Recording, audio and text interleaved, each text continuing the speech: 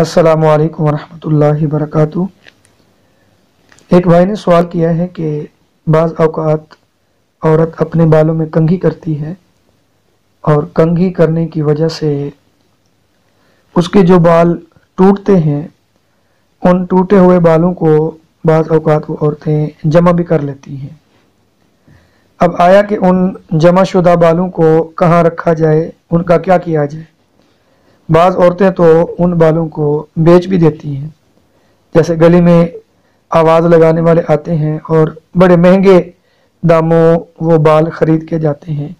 क्या कोई औरत अपने बाल बेच सकती है या जमाशुदा बालों को कहाँ करे, इसका महफूज करने का क्या तरीका है?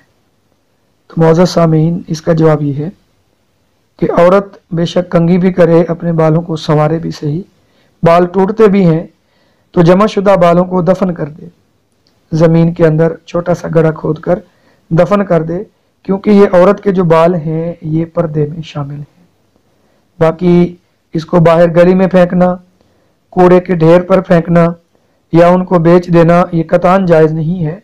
ख़ास तौर पर बेचना तो नाजायज़ गुनाह है और हराम है, और गली में या कूड़े के ढेर पर फेंकना भी ये जायज़ नहीं है, क्योंकि औरत के बाल चाहे उसके अपने बालों से जुदा भी हो गए हैं तो फिर भी ये क्योंकि उसके जिस्म का हिस्सा है और इंसानी आज़ा में से है, इनका अदब भी लाजमी है और इनका पर्दा भी ज़रूरी है।